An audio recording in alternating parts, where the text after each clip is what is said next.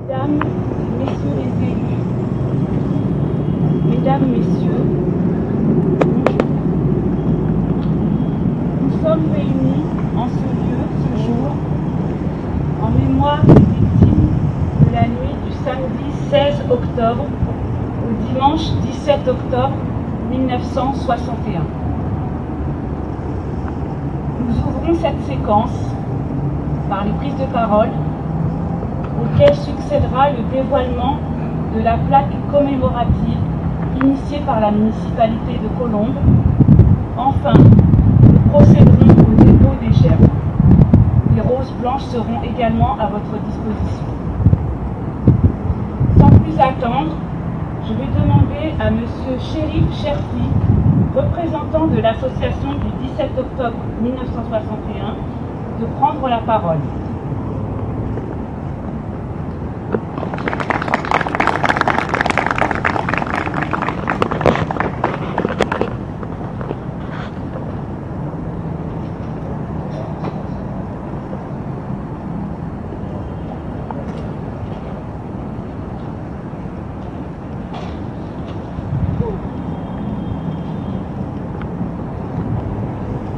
Votre Excellence, Monsieur l'Ambassadeur, Saïd Moussi, Madame la Vice-Consul de Nanterre, Fatiha Miki, Monsieur le maire de Colombes, Patrick Chemovic, Mesdames et Messieurs les élus de Colombes, Mesdames et Messieurs les représentants des associations, Mesdames et Messieurs, chers amis.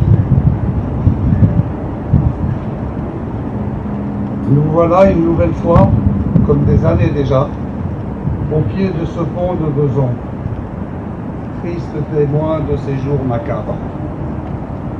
La Seine charriant les cadavres des hommes et des femmes, venus ce jour du 17 octobre 1961, manifester pacifiquement contre le couvre-feu raciste et pour l'indépendance de l'Algérie. Une violence brutale et barbare se déchaîna ce jour-là. Une répression féroce. Tels sont les ordres du criminel de guerre Maurice Papon, le collaborateur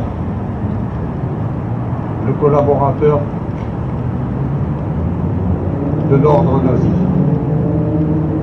le coupable de la déportation des Juifs du Veldiv le 16 et 17 juillet 1942. Le 17 octobre 1961, à Paris et sur les ponts de la Seine, c'était l'odeur de la mort dans les fusils des forces de l'ordre et de leurs supplétifs.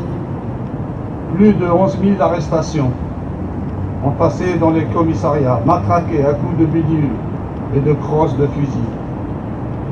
Les stades et les camps d'internement rappelaient les heures de l'occupation. Plusieurs centaines de morts. Aujourd'hui encore, leur nombre reste incertain. C'est ce que révéla Jean-Luc Hénaudy dans un article du Monde en 1997, lors du procès de Maurice Papon à Bordeaux, qui s'empressa de porter plainte en diffamation contre l'auteur de la bataille de Paris. Nous sommes en 1999, au tribunal de Paris, devant la 17e chambre correctionnelle. Maurice Papon est débouté. Le président du tribunal reconnaît la bonne foi et le sérieux de Jean-Luc Hénaudy. Ce jour-là est une première victoire. La reconnaissance de ce massacre est officielle. Mais 62 ans après, les archives restent toujours fermées à double tour. Il serait temps d'ouvrir l'accès aux archives de la brigade fluviale, comme n'a cessé de le réclamer la défunte Monique Herveau. Nous nous déclarons solidaires des collectifs Accès aux archives publiques, de l'Association des historiens contemporanéistes, de l'enseignement supérieur et de la recherche, de l'Association des archivistes français et de l'Association Joseph et Maurice Audin. 62 ans après ce massacre colonial, la violence est toujours d'actualité. L'année 1973 nous faisait replonger en pleine guerre d'Algérie. Il n'était pas bon d'être algérien. 4 morts après l'attentat contre le consulat d'Algérie à Marseille. Les nostalgiques de l'Algérie française redoublaient de haine. La nationalisation du pétrole en a été le prétexte.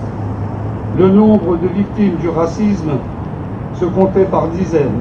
La mort nous guettait à chaque coin de rue. La paix devenait lointaine. Les guerres font encore des ravages aujourd'hui même, encouragées par des gouvernements avides de pouvoir et dont les conséquences s'avèrent désastreuses. Avec leur lot de victimes innocentes, la mort n'épargnant personne. Nous nous inclinons devant la mémoire de toutes les victimes civiles. Nous nous inclinons devant la mémoire de Naël, le petit enfant de Nanterre, et de toutes les victimes du racisme. Nous dénonçons avec force tous les facteurs de division à Colombes et ailleurs qui nuisent à l'unité pour la reconnaissance de ce crime d'État. Nous en appelons solennellement à toutes les associations, à tous les collectifs et au-delà de nos différences, à l'unité indispensable pour vaincre les obstacles et le déni de l'État français, pour la reconnaissance officielle de ce massacre, pour la justice et l'honneur des victimes. Nous remercions M. Patrick Chemovic, maire de Colombes, et la majorité municipale d'avoir soutenu notre démarche tout au long de ces années et ainsi contribué efficacement à la pose de la plaque commémorative rendant hommage aux victimes du massacre du 17 octobre 1961. Nous restons mobilisés et déterminés à œuvrer pour encourager à l'amitié et à la fraternité des peuples français et algériens. Gloire aux martyrs, Tahia el-Jazair.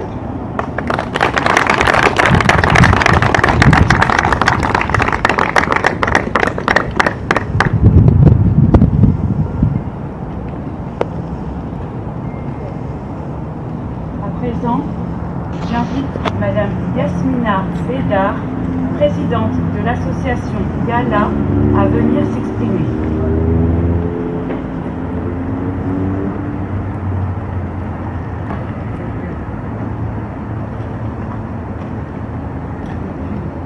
Monsieur l'ambassadeur, monsieur le maire, mesdames et messieurs les élus, mesdames, messieurs. Imaginez qu'un État démocratique décrète un couvre-feu réservé à une partie de sa population. Imaginez maintenant que cette même partie de la population part manifester pacifiquement contre le couvre-feu discriminatoire. Légitime, nous sommes dans un État démocratique, c'est le jeu. Mais voilà, la police de ce même État des droits de l'homme, qui a pour mission d'assurer sécurité et protection à sa population, vient à exercer une violence inouïe, faisant du 17 octobre 1961 la répression la plus meurtrière en Europe de l'Ouest après la Seconde Guerre mondiale. Noyades, exécutions, incarcération et j'en passe. C'était déjà la 5e République. C'était il y a 62 ans, ici, à Paris, à Saint-Denis, Nanterre et tout autour. La police était celle de Maurice Papon et cette partie de la population française, enfin, des FMA, français musulmans, algériens comme on les appelait. Nous sommes les héritiers de cette partie de la population de ces FMA. Cette histoire est la vôtre, la nôtre, c'est l'histoire de France. Une histoire très longtemps occultée et qui, sans l'acharnement de certains, nous ne serions pas réunis à cet instant pour commémorer les disparus du 17 octobre 1961. Je pense moi aussi à Jean-Luc Thénaudy pour son travail minutieux à exhumer ce qu'on veut encore nous cacher. De façon plus personnelle, je pense à Judy, mon cousin, qui a sacrifié sa vie pour rendre dignité et vérité à sa grande sœur Fatima et aux centaines d'autres innocents assassinés pour rien, plutôt par racisme, car c'est bien du système colonial que naît le racisme et l'oppression. Benjamin Constant écrivait « L'histoire est comme le soleil, un flambeau allumé pour tout le monde. Nous, association, en sommes convaincus. Tendre vers la lumière historique est la seule solution. Les silences pudiques ou coupables, les censures imposées ont fait trop de dégâts sur des générations, au point que nous devrons nous pencher sérieusement sur les travaux du trauma colonial. Coupons le fil des non-dits et enseignons, transmettons les faits historiques aux jeunes générations. Elles en ont besoin pour mieux vivre ensemble. Soyons à la hauteur de cette jeunesse éveillée et montrons-lui la voie, l'exemple de la paix et de la vérité. Merci.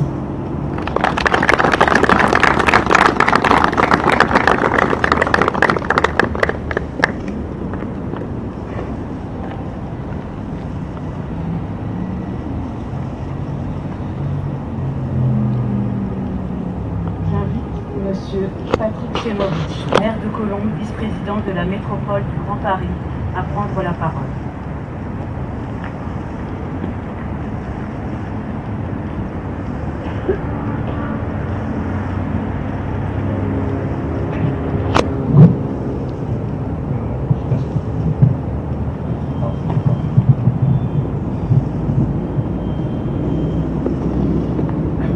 Monsieur l'ambassadeur, Madame la vice-consul, Mesdames et Messieurs les élus, Mesdames et Messieurs les représentants d'associations et de collectifs, chers amis, tout d'abord,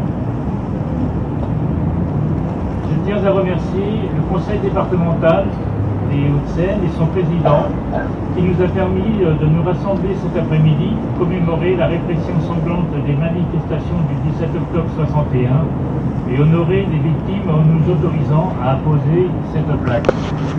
Alors c'était il y a 2 ans, je crois que c'était il y a 2 ans, quand le président Macron est venu ici même.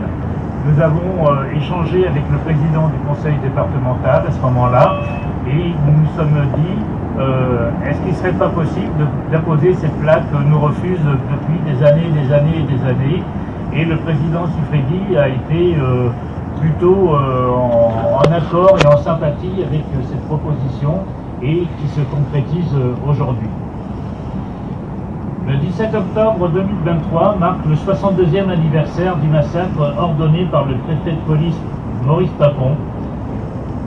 On a décrit tout à l'heure son triste parcours à l'encontre des 30 à 40 000 manifestantes et manifestants pacifiques qui, sans slogan ni banderole, sans bruit, mais avec la détermination de rétablir leur dignité, manifestaient contre les mesures discriminatoires et vexatoires du couvre-feu qui frappait depuis 12 jours les ressortissants nord-africains.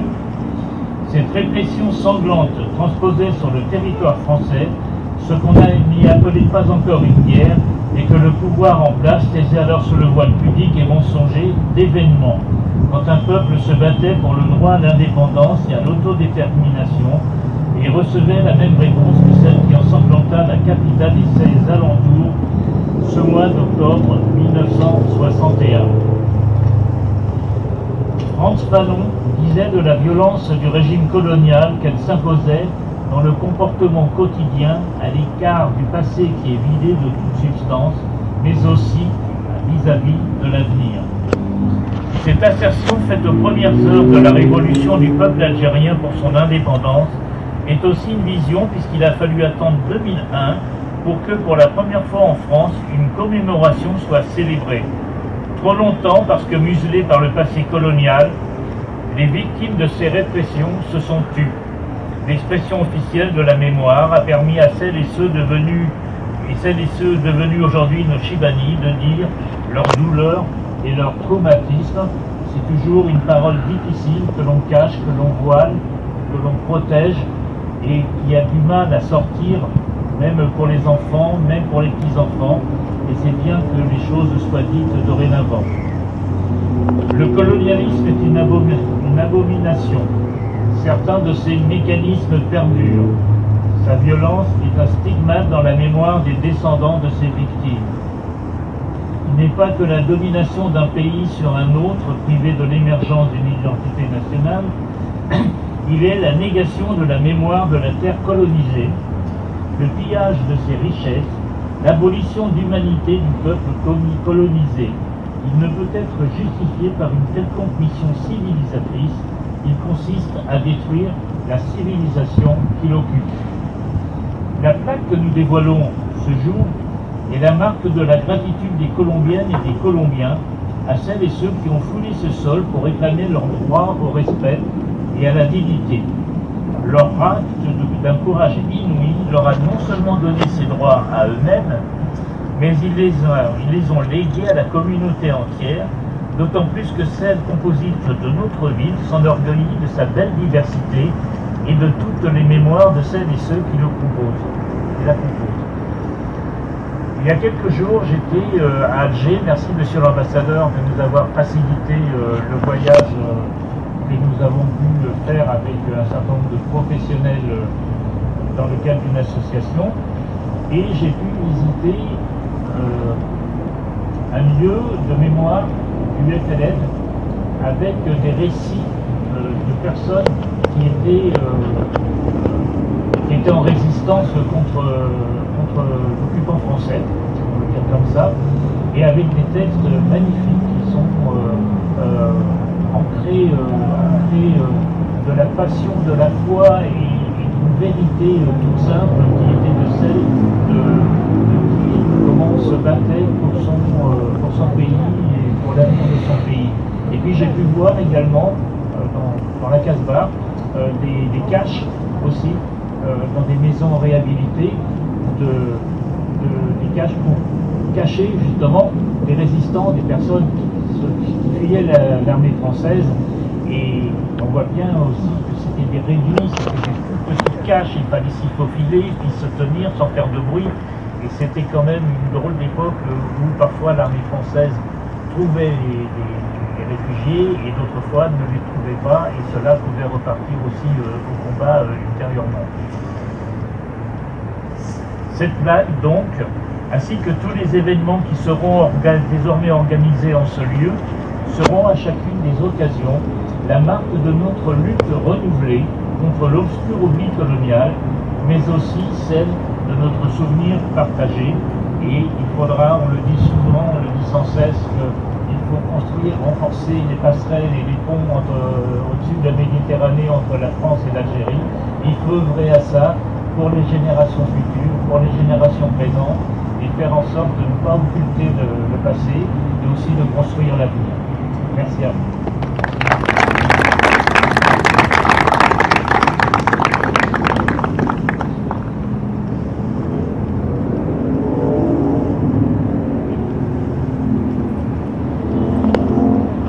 Nous allons à présent procéder au dévoilement de la plaque commémorative. Pour cela, je vais demander à monsieur l'ambassadeur et monsieur Chef de venir accompagner monsieur le maire, s'approcher de la plaque.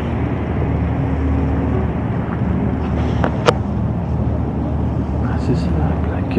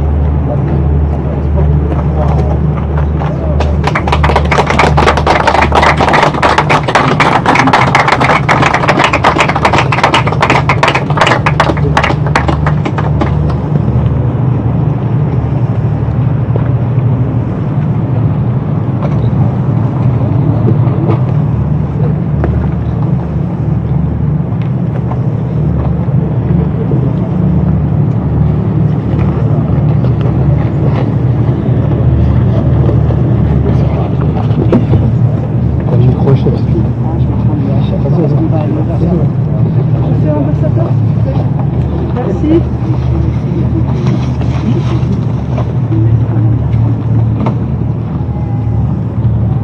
Merci.